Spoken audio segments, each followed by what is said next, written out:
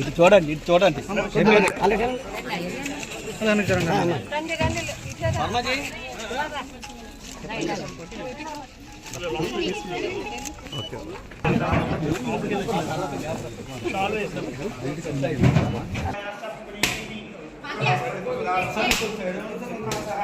ఫలమనో రథబలముతో ఓసత్సే స్మాత్ స్మాచ మేస్య తదస్సాం ప్రియచ్చమే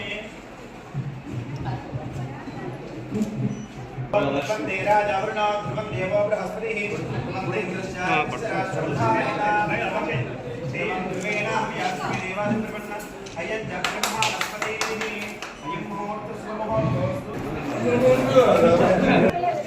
అందరికీ నమస్కారం.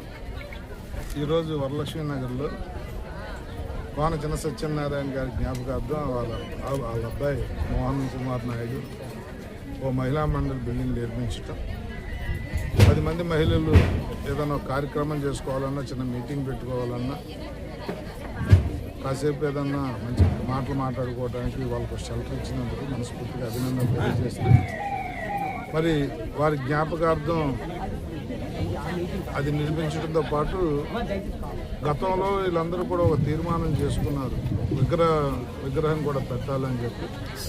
దానికి కూడా నేను రాంబాబు గారితోనూ మోహన్ కుమార్ నాయుడు పెద్దలందరితో మాట్లాడి గతంలో ఎక్కడైతే స్థలం కేటాయించారో ఏంటో అదంతా కూడా చూసి దాన్ని కూడా పరిష్కరిస్తాను. దాంతోపాటు వరలక్ష్మీ నగర్ అంటే నాకు నా సొంత కాలనీ లాంటిది, నన్ను ఆదరించిన ప్రాంతం.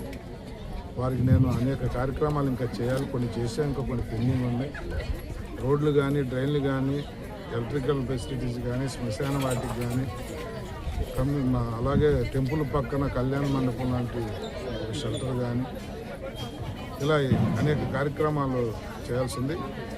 వరలక్ష్మీ నగర్ పేరు కూడా గెజెట్లో లేదన్నారు ఇప్పుడే, దాన్ని కూడా కమిషనర్తో మాట్లాడి రెక్టిఫై చేస్తాం.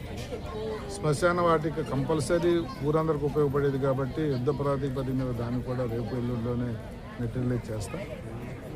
ఇది అది కాకుండా అన్ని వార్డుల్లో, అన్ని ప్రాంతాల్లో ఏ పని మిగిలిపోయినా రాబోయే సంవత్సర కాలంలో పూర్తి చేయాలని చెప్పి ఎజెండాగా పెట్టుకున్నాం. అవన్నీ పరిష్కరిస్తామని చెప్పి మాటిస్తూ, మరి ఒక మంచి కార్యక్రమంలో నన్ను కూడా భాగస్వామ్యం చేసిన ఈ కాలనీ పెద్దలకు కానీ, మా మహిళా మండలికి కానీ, అలాగే ఈ కార్యక్రమాన్ని బోధన వేసుకున్న మోహన్ కుమార్ నాయుడుకి కానీ అందరికీ కూడా మనస్ఫూర్తిగా ధన్యవాదాలు తెలియజేస్తాను.